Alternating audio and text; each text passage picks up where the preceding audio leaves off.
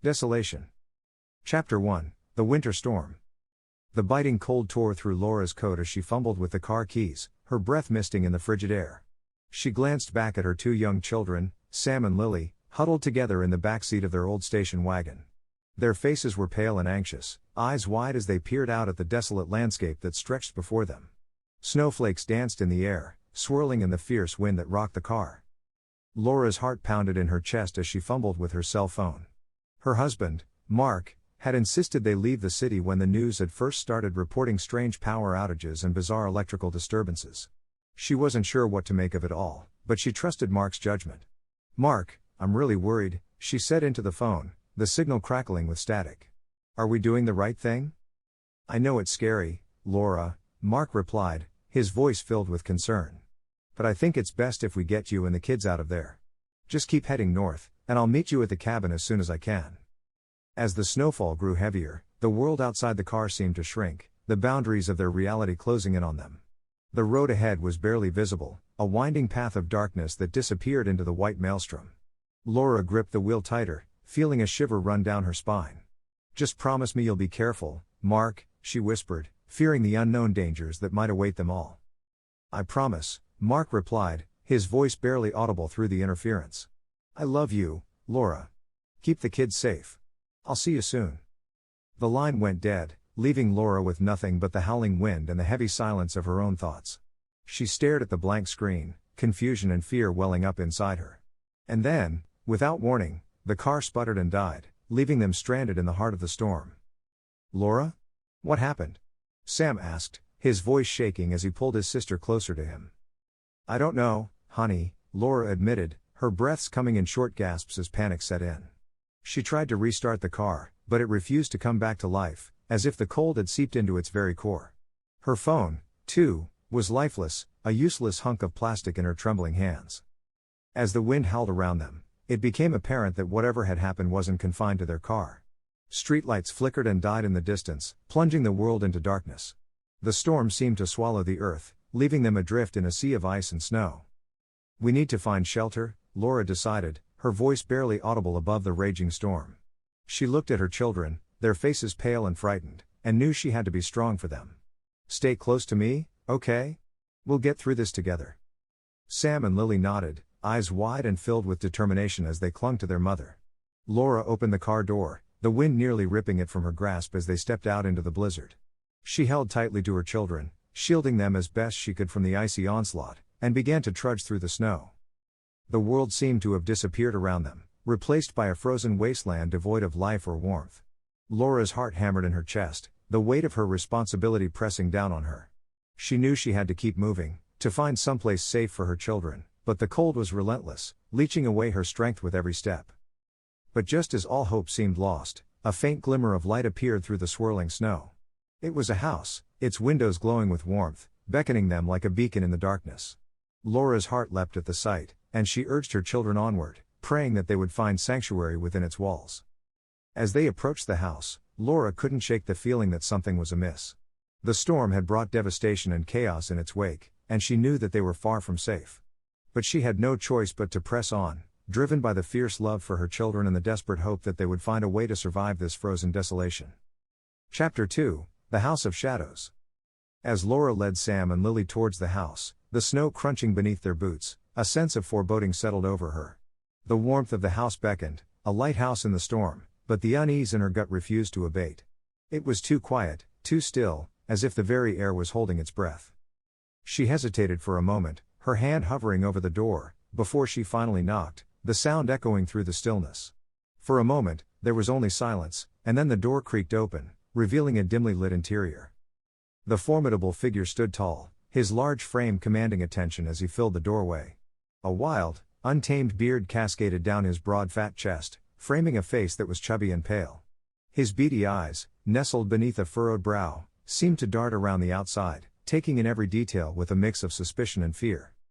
Dressed in worn, dirt-streaked overalls, he exuded an air of laziness and raw strength, like muscles buried under a slab of beer belly.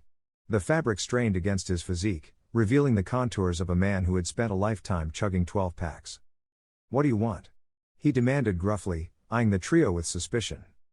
"Please," Laura begged, her voice cracking with exhaustion and fear. "My children and I are stranded. Our car broke down in the storm, and we've been walking for hours. We need shelter." The man hesitated, studying them for a moment before finally stepping aside, granting them entry. As they crossed the threshold, Laura felt a chill run down her spine that had nothing to do with the cold. The house was dim and cluttered, the air thick with the smell of damp and decay. Shadows clung to the corners, hiding secrets that Laura didn't want to uncover. But as her eyes adjusted, she realized that they were not alone. A group of men, their faces hard and unyielding, lounged in the shadows, watching them with predatory eyes. Laura felt her heart skip a beat, the danger in the room as palpable as the frost that coated the windows. "Come on in," the bearded man said, leading them further into the house. "We have a fire going in the back room. You can warm yourselves there." As they followed him through the darkened halls, Laura's instinct screamed at her to turn back, to take her children and flee into the night. But the storm outside was relentless, and she knew that they stood little chance in the freezing wilderness. The firelit room offered some semblance of comfort, its flickering light casting a warm glow across the worn floorboards and threadbare furniture. But even as they huddled close to the flames, Laura couldn't shake the feeling that they had stumbled into a den of wolves.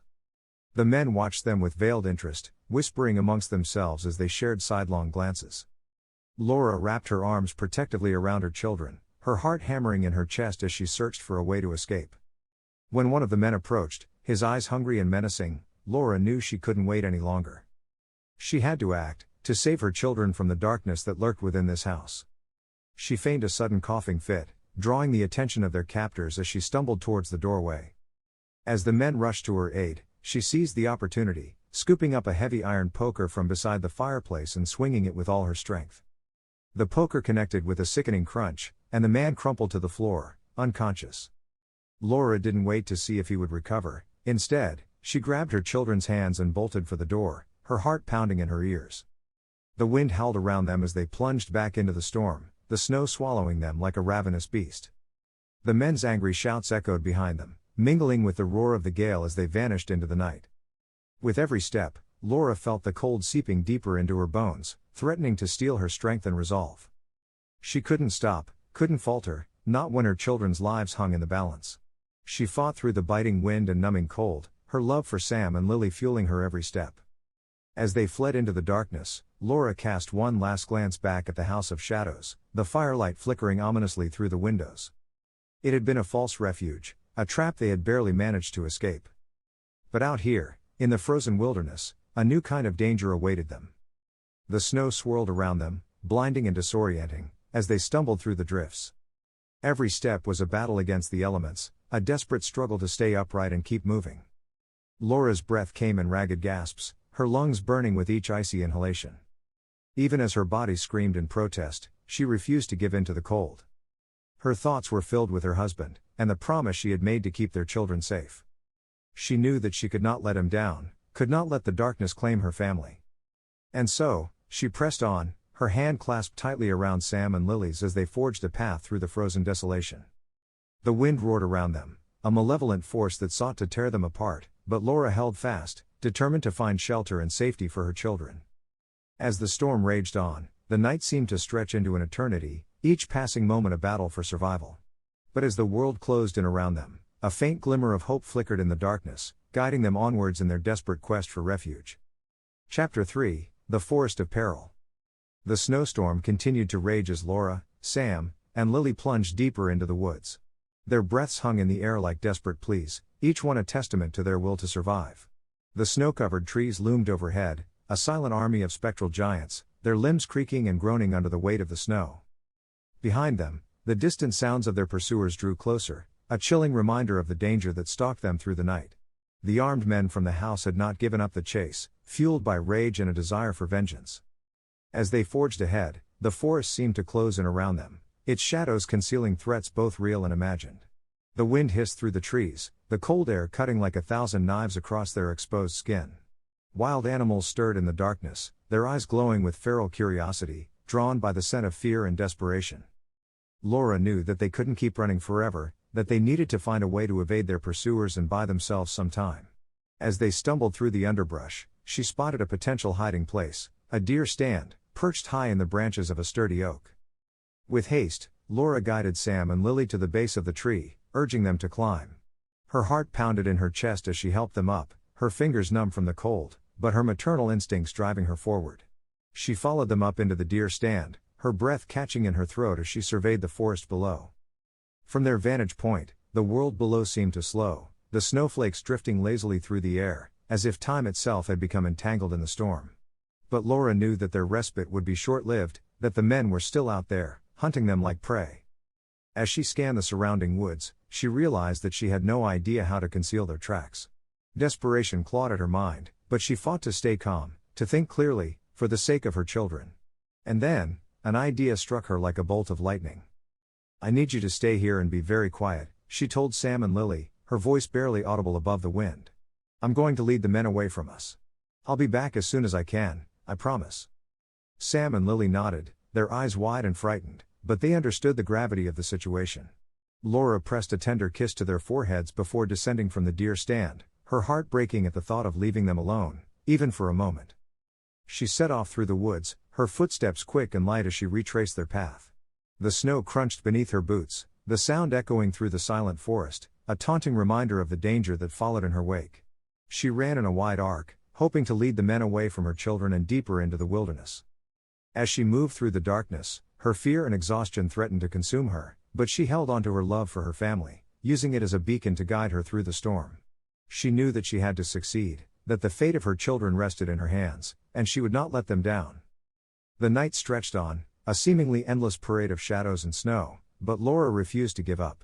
She would do whatever it took to protect her children, to lead their pursuers astray and give them a chance at survival.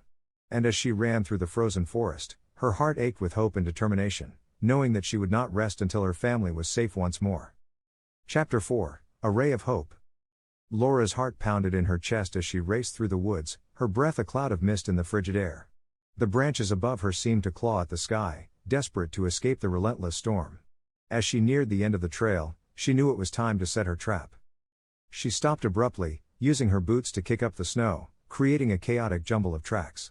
She hoped it would be enough to confuse their pursuers, to buy her family precious moments of respite. With the trap set, Laura circled back through the trees, her body aching with cold and exhaustion, but her resolve unwavering. Reaching the deer stand where Sam and Lily waited, she helped them down, their tiny hands shaking in her grasp. "We need to keep moving," she whispered, her voice hoarse from the cold. "But I've done what I can to throw them off our trail." Together, they stumbled through the dark forest, the cold gnawing at their bones, threatening to claim them. Each step was a battle against the elements, a struggle for survival in a world that seemed determined to destroy them. And as they fought to stay alive, Laura prayed for a miracle, for something to save them from the icy grip of the storm. And then, as if in answer to her prayers, they saw it, a warm, flickering light in the distance, shining like a beacon in the darkness. As they drew closer, they discovered a small cabin, nestled among the trees. The inviting glow of a fire spilled from its windows, promising warmth and safety. With nothing left to lose, Laura knocked on the door, her body trembling with cold and fatigue. The door creaked open, revealing a grizzled, tough-looking older man with a weathered face and piercing eyes. He introduced himself as Jack, his voice tinged with suspicion. "What do you want?" he asked, his gaze flicking between Laura and her children, as if searching for hidden threats. Laura shared their story, her voice breaking with desperation, as she explained the night's harrowing events. As she spoke, she noticed the way Jack moved, like a soldier who had seen his share of battles. He was precise and decisive, his every action measured and deliberate. Jack listened, his expression slowly shifting from suspicion to concern as he took in their tale.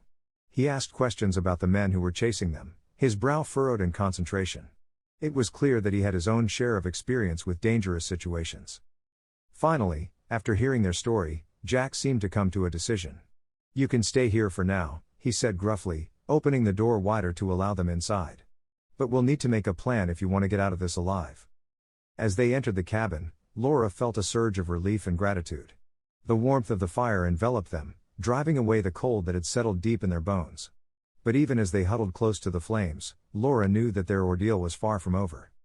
With Jack's help, they would face the challenges that lay ahead, determined to survive and protect the family she loved. And as the storm raged outside, Laura clung to the hope that they had found an ally in their darkest hour, a ray of hope in a world that had turned cold and unforgiving. Chapter 5, The Hunter's Game. Laura and the children huddled by the fire, their frozen bodies slowly thawing in the golden warmth.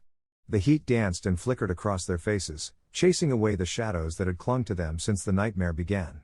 They could finally feel their fingers and toes again, a tingling sensation as life returned to their numb limbs. Jack moved about the cabin with an air of quiet efficiency, a man accustomed to a life of solitude and survival. He ladled steaming soup into bowls, handing them to Laura and the children with a gruff nod. The savory aroma filled the small space, offering a comforting reminder of home and normalcy. As they ate, Laura watched Jack warily, trying to gauge his intentions. He had saved them from the cold, but could they trust him? The question hung heavy in the air, an unspoken concern that weighed on her heart. The storm continued to howl outside, the wind battering the cabin walls, as if demanding entrance. But inside, they were safe and warm, protected by the fire and Jack's quiet presence. Their fragile peace, however, was short-lived. A sudden crash from outside alerted them to the presence of danger, and Jack's eyes narrowed with grim determination. He knew that their pursuers had found them, drawn to the cabin like wolves on the scent of prey. "Stay here," he ordered, his voice low and urgent. "I'll deal with them." Laura watched as Jack disappeared into the night, his form swallowed by the storm. She held her children close, their small bodies trembling with fear, as they waited for the sounds of violence to reach their ears. Outside, Jack moved through the woods with the grace and skill of a seasoned hunter. He knew the forest like the back of his hand, every tree and rock an ally in his deadly game. As the armed men closed in on the cabin, he struck, taking them down one by one with ruthless efficiency. As the last of the attackers fell, Jack returned to the cabin, his face a mask of grim satisfaction. Laura looked at him with a mix of awe and trepidation, wondering what secrets lay beneath his rugged exterior. As if sensing her thoughts, Jack finally opened up, confessing that he had never had a family of his own. He hinted at a mysterious past as a soldier in military intelligence, a man who had always known that a disaster like this was waiting to happen. Laura looked into the fire, the flames casting a warm glow on her face. She took a deep breath, gathering her thoughts before turning to Jack. "I need to tell you about my husband," she said, her voice tinged with both determination and vulnerability. Jack leaned back in his chair, his eyes meeting hers. "Go on," he encouraged, his gruff voice softened by genuine interest. "My husband, Tom, he's a doctor," Laura began, her eyes welling up with tears. "We got separated when all this started. He was at the hospital, and I was driving the kids to my parents' house. Our plan was to meet up there, but the world went crazy before we could." Jack nodded, understanding the pain in her words. "I'm sorry to hear that," he said quietly. Laura wiped her tears away and continued. "We need to find him. He's out there somewhere, probably looking for us. I know we can't leave right now, but as soon as this storm passes, we have to try." Jack's expression turned somber as he shook his head. "Laura, I wish it were that simple, but it's not. All the cars are dead. I don't know what happened, but nothing with an engine is working. And this storm, it's not letting up anytime soon. We're stuck here for now." Laura's heart sank at his words, but she refused to let despair take hold. "Then what can we do?" she asked, desperation creeping into her voice. Jack sighed, considering their options. "We'll have to wait out the storm. We'll gather supplies, make a plan, and when it's safe to move, we'll set out on foot. It won't be easy, but it's the best chance we've got." Laura nodded, determination stealing her resolve. "All right. We'll do whatever it takes to find Tom and bring our family back together." As they settled in for the night, the fire casting flickering shadows across the cabin walls, Laura and the children found a strange sense of comfort in Jack's presence. He was a man forged by hardship and loss, yet his determination to protect them offered a glimmer of hope in the darkness.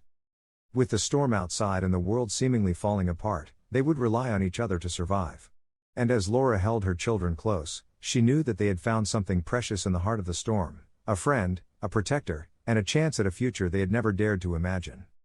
Episode 6, Survivors. Chapter 6, Preparing for the Journey.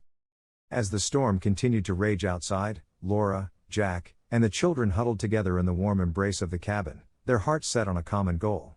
They would find Tom, the missing husband and father, and reunite their family against all odds. While they waited for the storm to pass, Jack set about preparing for their journey.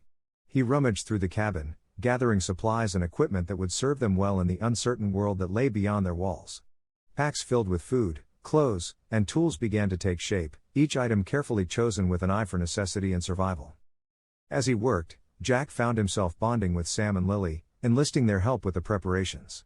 The children, eager for a sense of purpose in the face of their ordeal, took to their tasks with enthusiasm. They wrapped clothes in waterproof bags, counted cans of food, and sorted through an assortment of tools and supplies that would be crucial to their journey. Laura watched from a distance, her heart swelling with gratitude for Jack's kindness and patience. She knew that in these dark times, her children needed more than just physical protection, they needed emotional support, a sense of stability, and hope for the future. With the storm still howling outside, Jack decided to use the time to teach Laura and the children some basic survival skills. He showed them how to tie various knots, explaining their uses and applications in different situations. The children's faces lit up with excitement as they practiced their newfound skills, their small fingers deftly weaving the rope into intricate patterns. Jack's lessons didn't stop there. He taught them how to build a fire without matches, how to navigate using the stars, and how to purify water with simple household items. Each lesson served as a building block, a foundation upon which they could rely in the days to come. As the fire crackled and danced in the hearth, the small group huddled together, bound by their shared experiences and a fierce determination to survive. They knew that when the storm finally passed, they would embark on a journey fraught with danger and uncertainty.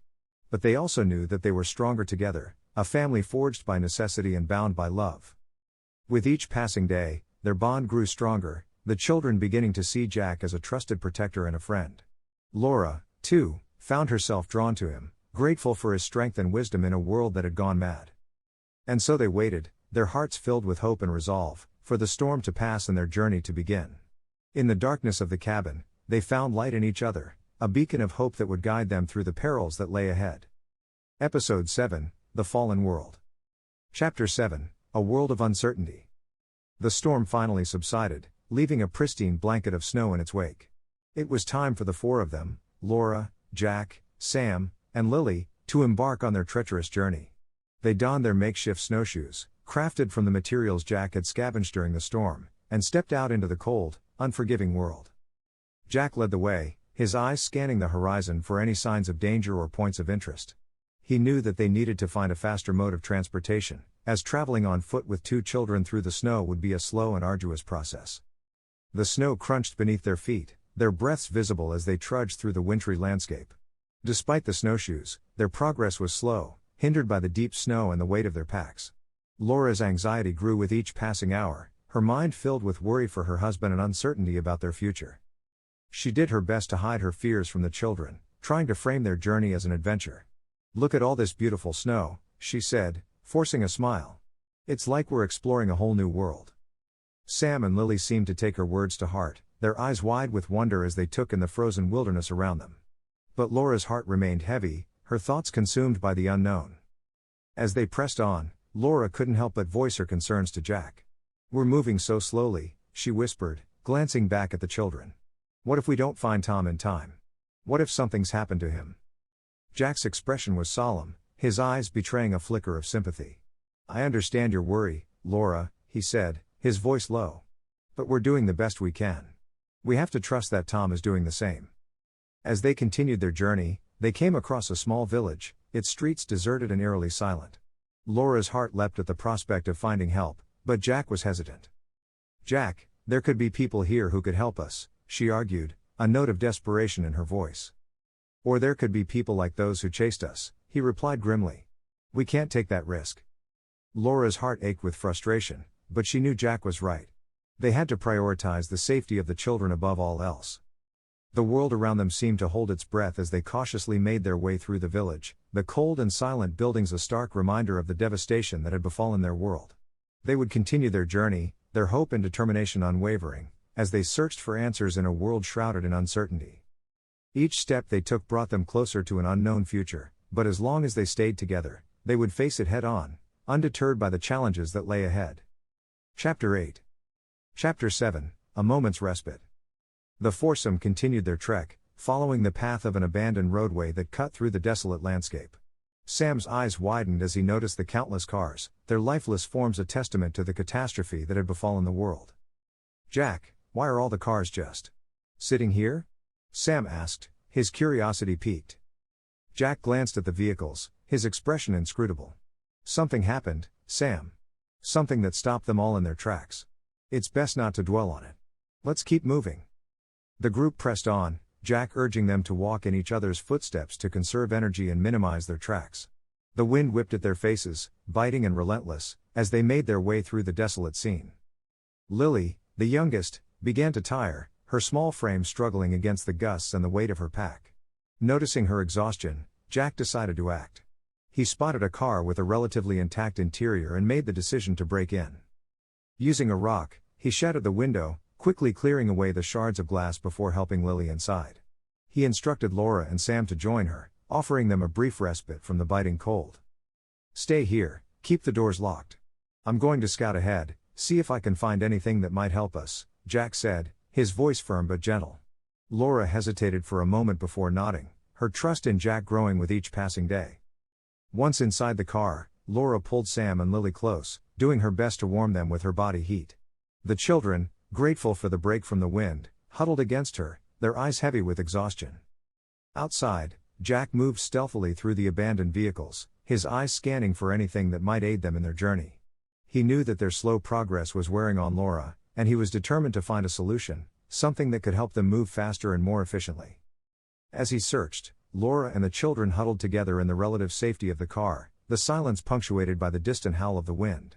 They whispered softly to one another, sharing stories and dreams of what they hoped to find when they finally reached Tom. "We'll be a family again," Laura promised, her voice thick with emotion. "And we'll start over, together. No matter what it takes." Sam and Lily nodded, their eyes filled with hope and determination. As they waited for Jack to return, they drew strength from one another, their love and resolve forming an unbreakable bond. In that moment, they were more than just survivors, they were a family, united by love and driven by the will to persevere against all odds. Chapter 8, Unlikely Allies. Jack moved with purpose through the barren landscape, his eyes always alert for potential dangers or useful resources. As he crested a small hill, he caught sight of a house in the distance, its dark windows hinting at the possibility of untapped supplies. Carefully, Jack approached the house, his senses on high alert. He found the door locked, but with practiced ease, he forced it open. The interior of the house was cold and dark, the silence within almost oppressive. Jack began his search, systematically moving through each room, looking for anything that might aid their journey. His efforts were rewarded with a cache of canned food, warm clothes, and a few useful tools. Jack's spirits lifted at the thought of sharing his discovery with Laura and the children. It was a small victory, but one that could make all the difference in their struggle for survival. He retraced his steps to the abandoned car where he had left the others, excitement bubbling in his chest. "I found something," he announced, his voice taut with urgency. "An empty house with supplies. We should move quickly before anyone else finds it." Laura nodded, her eyes reflecting a mix of relief and gratitude.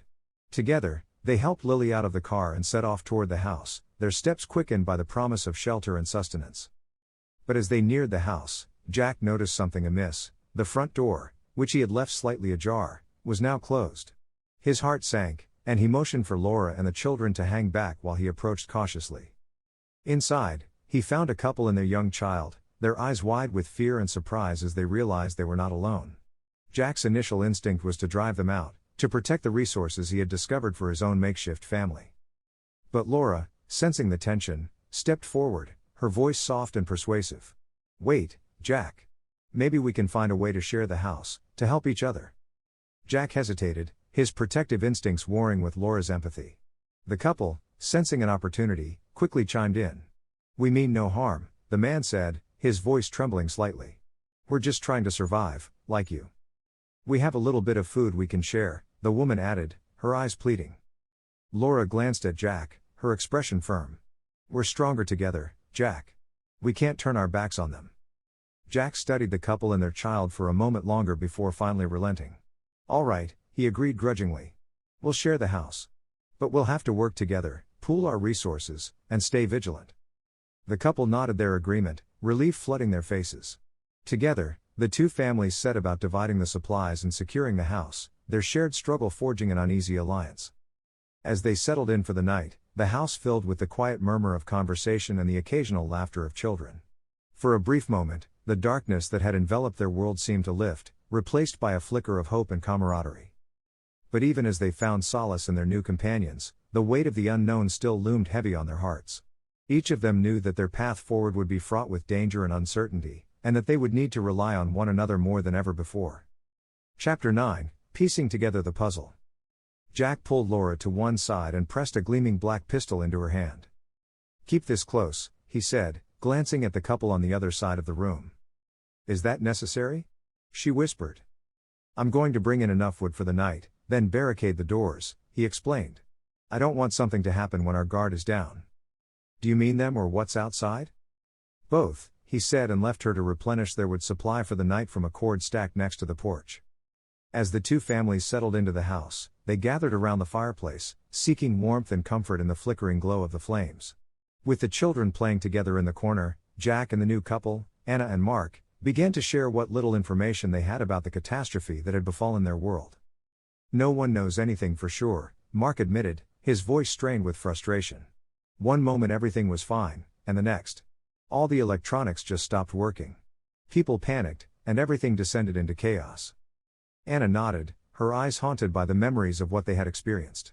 "We were trapped in our car when the storm hit. When we finally managed to break free, we found our world changed, and not for the better." Mark clenched his fists, anger flashing across his face. "We found a house, just like this one. But we were chased out by a group of people, dangerous and desperate. We've been running ever since." Jack listened intently, his mind racing as he tried to piece together the puzzle before them. In the background, he could hear the children chattering excitedly, their imaginations running wild with theories of their own. "Aliens," Sam declared, his eyes wide with excitement. "They've come to take over the world." Lily giggled, caught up in her brother's enthusiasm, while the other child, Emily, listened with rapt attention, her fear momentarily forgotten. Jack turned his attention back to the adults, his voice measured as he shared his own thoughts. "It sounds like an EMP-an electromagnetic pulse.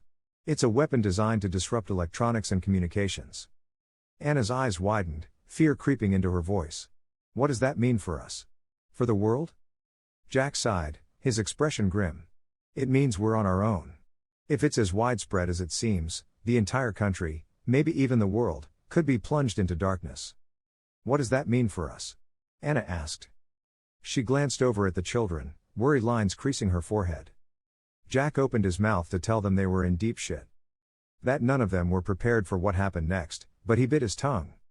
"Things could get bad," he said instead. "Our best bet is a good plan." "No plan survives contact with the enemy," said Mark. "True," Jack agreed with a grim smile. "But no plan means no surviving." "Where were you going?" Anna asked. "I mean, this place was just an opportunity spot, like it was for us, right?" "My husband," said Laura. "He's taking me and my children to my house." "Is it safe where he is?" Laura shrugged. "Because our neighborhood wasn't," Anna finished. Laura shook her head, but couldn't talk as her eyes brimmed with tears. "I'm sorry," said Anna. "I didn't mean." Laura waved her off. "We hope it's okay," she said. "I don't know what we're going to do if it's not." "We make a new plan," said Jack. "And then?" "Let's see what we find on our way," he said. "The more we know, the better we can adjust." "But what if it's all bad out there?" Anna whispered.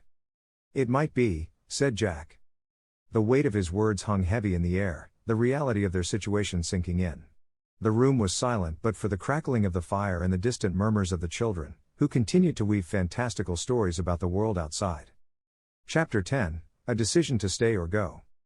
The fire crackled in the hearth, casting shadows on the faces of the two families as they huddled together in the house. Laura looked at Anna and Mark, her eyes filled with empathy and determination. "You can come with us," she offered, her voice steady. "We're stronger together." Mark glanced at Anna, uncertainty written on his face. "But what if we stay?" he asked, his voice wavering. Anna bit her lip, her eyes darting between Mark and Laura. "We can't stay here forever," she pointed out. "But it's safe," Mark insisted. "For now," Jack interjected, his tone grave. "But we can't rely on that." Laura nodded in agreement. "We need to find my husband." "And we need to find help," Anna added, her resolve growing. Mark hesitated, his gaze moving to their daughter, Emily, who was playing quietly with Sam and Lily. "All right," he conceded, finally. "We'll go with you." With the decision made, the group began to prepare for their departure. Jack enlisted Sam's help in crafting makeshift snowshoes for everyone, using whatever materials they could find around the house. "Good job, Sam," Jack praised, as they worked together in silence, their hands deftly weaving the improvised snowshoes. Soon, they were ready to set out, the biting cold and endless snow awaiting them beyond the walls of the house. Jack took the lead, his eyes scanning the horizon, while the others followed closely behind, their footsteps muffled by the thick layer of snow beneath them. As they moved through the desolate landscape, the snow crunching under their feet, the group couldn't help but feel a sense of trepidation, their fates now intertwined as they faced the unknown together. Chapter 11: A New World Order. As they trudged along the snow-covered road, Mark found himself walking alongside Jack, his breath misting in the frigid air. The uneasy silence between them was finally broken when Mark voiced his thoughts. "We should find the army or the police, someone in charge," he said, his voice strained with hope. "They'll help us, tell us what's going on." Jack shook his head, a grim smile tugging at the corner of his mouth. "There's no one in charge now, not officially anyway." Mark's brow furrowed in confusion, prompting Jack to elaborate. "In a collapsing society, the strong take advantage of the weak. The old order falls apart, and chaos reigns." His words sent a shiver down Mark's spine, one that had little to do with the cold. Jack continued, his tone resolute. "Our best bet is to find a place we can hole up, somewhere with chickens, a pond, and space for a garden when it warms up. It's going to take a long time for the world to get back to normal, if it ever does." Unbeknownst to them, Laura had been listening to their conversation, her eyes widening with each chilling revelation. She quickly interjected, her voice laced with concern. "Jack, don't scare the kids." Anna, who had also overheard the discussion, chimed in, her voice trembling. "You've scared me, too." She turned to Mark, her eyes filled with determination. "But I like that plan, holing up and hiding. We need to find a place like that." Mark nodded, his expression a mixture of fear and resolve. "We'll find it, together." As the group pressed onward, their minds raced with the implications of Jack's words. The thought of a world in chaos, without the protection of law and order, was a sobering one, and the prospect of carving out a safe haven in such a landscape seemed more important than ever. The snow continued to fall around them, a relentless reminder of the harsh world they now faced. But as they forged ahead, the bonds between them strengthened, each member of the group silently vowing to protect and support one another in this new, uncertain existence. Chapter 12: A Dark Turn. As the sky darkened and fatigue began to weigh heavily on their shoulders, Jack led the group in search of an empty house where they could find shelter for the night. After some time, they came across a modest dwelling with a sturdy-looking door and, to their relief, a fireplace. Jack meticulously inspected the house, ensuring it was safe before allowing the others inside. He then proceeded to block the doors, using furniture and whatever else he could find to create a makeshift barricade. Mark eyed the barricade skeptically, his voice filled with doubt. "Shouldn't the locks be enough?" Jack's gaze met Mark's, his expression serious. "In this world, we can't take any chances." With the house secured, the group settled in for the night, creating small bedding nests in the corner of the living room, close to the warmth of the fire. Sleep soon claimed them, their exhausted bodies grateful for the respite. In the dead of night, however, their sanctuary was shattered. The sound of someone attempting to break in roused Jack from his slumber, his instincts immediately kicking in.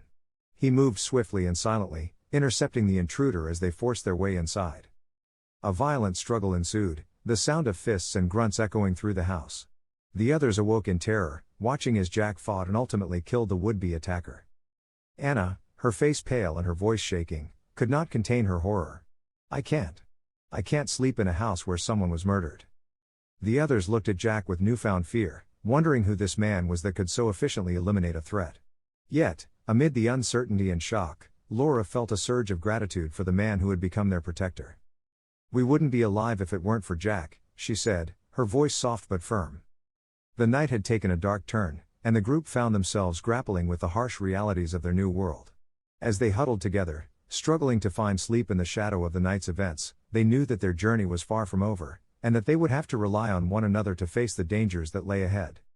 Chapter 13: Fractured Paths. After days of traveling, the group finally reached Laura's house. As they approached, Laura felt a tight knot of anxiety in her chest. Her house was a craftsman-style two-story with a big porch and a swing hanging from two hooks on one end. It looked quaint and homey and cold and empty. The door stood ajar, and an eerie silence hung in the air. "Stay here," said Jack as he held them up at the bottom of the stairs that led up to the porch. He moved through the door into the cold dark interior of the house and gave it a quick search. The air felt still and empty, and after a quick look upstairs, he determined it was so. "Nothing," he said as he opened the door. Laura and the children filed past him to do a search of their own. Tom was gone. There was no note, no sign of where he had gone or what had happened to him. Laura's heart sank, and the weight of her despair threatened to crush her. But before she could fully process the situation, tension flared between their makeshift family. Anna and Mark confronted Jack, their voices tinged with fear and accusation. "We don't feel safe with you," Anna said, her gaze unwavering. "You're dangerous." Mark nodded in agreement, his hand protectively resting on his child's shoulder. "We'll take our chances on our own." Laura pleaded with them to stay, her voice choked with emotion. "Please, we're stronger together." But Anna and Mark were resolute, and they departed with their child, leaving Laura, Jack, and the kids to face an uncertain future. Feeling lost, Laura struggled to decide whether to stay in the house or search for Tom. She and Jack debated the options, their voices rising with each passing moment. "We have no idea where he is or which direction he went," Jack argued, his eyes filled with concern. "It's like looking for a needle in a haystack." Laura's frustration boiled over, her voice cracking with desperation. "I'll just find him. I know I will." Jack shook his head, his expression somber. "You're wrong, Laura. It's not that simple." Her anger flared, and she lashed out at him. "Why don't you just go back to your cabin and hide? I'll find my husband without you." The words stung, and Jack's face fell. Despite the hurt, he responded with quiet determination. "I'm not leaving you and the kids." Laura's eyes filled with tears, and her voice trembled. "Get out of my house, Jack." In the wake of their fractured alliance, Laura and Jack stood in the empty house, each trying to come to terms with the difficult choices they faced. The future seemed uncertain, and the path ahead stretched into the darkness, leaving them to navigate the unknown with only their determination and love for their family to guide them. Chapter 14, A Chilling Discovery. Jack left Laura's house with a heavy heart, unable to shake the feeling that he was abandoning them in their time of need. Nevertheless, he made sure they had enough food and firewood to last for a while. He thought of Sam and Lily and hoped they would be safe without him. As he reached the edge of the neighborhood, a grisly sight stopped him in his tracks. The lifeless bodies of Anna, Mark, and their child lay in a car, their faces frozen in terror. It was a gruesome reminder of the merciless world they now inhabited. Jack's heart raced as he noticed tracks in the snow leading back towards Laura's house. Panicking, he sprinted back, his breath coming in ragged gasps as he covered the distance as quickly as possible. Upon arrival, he found the house under attack by a group of armed assailants. Without hesitation, Jack sprang into action, his every move calculated and precise as he fought to protect Laura and the children. The attackers were no match for Jack's skill and determination, and soon they lay defeated. As the dust settled, Laura looked at him with a mix of relief and gratitude. "I'm so sorry, Jack," she said, her voice choked with emotion. "Please stay. We need you." Jack nodded, his eyes filled with resolve. "I won't leave you again. We'll decide on our next plan together." As they surveyed the aftermath of the attack, the bond between Laura and Jack was solidified. They had faced the darkness together and emerged stronger for it. Now, with a newfound sense of unity, they prepared to face whatever challenges lay ahead, as a family, bound by their shared determination to protect one another and find a way to navigate the treacherous landscape of their new world. Chapter 15, A New Plan. The foursome gathered around the fire, huddling together for warmth as Jack prepared a simple soup from their dwindling food stores. The atmosphere was tense, but also tinged with determination. They had to find Tom, and they needed a plan. Sam spoke up, his voice small but confident. "Dad would go looking for us at Grandma and Grandpa's place. That's where we were headed when the car stopped." Laura's eyes widened, and she nodded in agreement. "You're right, Sam. That's our best lead." Laura went to the bookshelves on the edge of the room and pulled out a folding map that showed the state. She handed Jack the map, and they began plotting a course, their eyes tracing the winding roads and uncertain terrain that lay between them and their destination. As they discussed their options, they faced the harsh reality of their limited resources. Food was scarce, and the journey would be long and grueling. They needed to travel light, but also ensure they had enough supplies to see them through. Jack took the lead, outlining a plan that would maximize their chances of success. "We carry what we can, and try to find the rest on the way," he said. "It's not going to be easy." "It's only 50 miles from here," said Sam. "Dad told me." 50 miles walking," said Jack. "In snow. And who knows what we're going to run into out there." What if we don't make it? Lily asked. We'll make it, Laura assured her. She glanced at Jack for confirmation. They would make it, wouldn't they? He nodded, a tight smile splitting his grim visage. That's the plan, he said. 4 days. It should take us 4 days if we don't push it. The cold is going to make us burn calories, and we're going to stick to daylight and side roads. And what if there are bad men out there? Sam asked. There are, Jack said. He glared at the door blocked by the China buffet. Always assume there are bad men out there. What if they get us? Lily asked. What if we get them first? Jack answered. Or hide, Laura said. Until the bad men are gone. The big man nodded again. We'll hide first, if we can. But if we can't? He tilted his head from side to side. Then we make sure we're safe. No matter what it takes. Okay? Laura asked the kids. They nodded their heads. But first, we rest, said Jack. We're going to walk 10 miles tomorrow and it's going to be tough. He watched Laura put the kids to sleep in makeshift beds on the floor spread in front of the fire. I wish they could sleep in their own beds one last time, her eyes glistened as she stared at the meager flames. They were almost out of wood. It was going to be a cold start in the morning. I'm going to check for more wood, he said. I may have overlooked a few pieces. She nodded and shrugged, lost in her own thoughts. He went to the door and tilted the buffet on an angle, edging it back from the doorway. Jack cracked open the door and stepped into the freezing air on the porch. The stars were bright in the crisp night. He froze in the deep shadows of the overhang and stared toward the road. There were people there on horses. 2 more shadows kneeled in the snow by one of the men he killed. I want you to find who did this, he heard a rough voice call out in the darkness. And kill them. The end.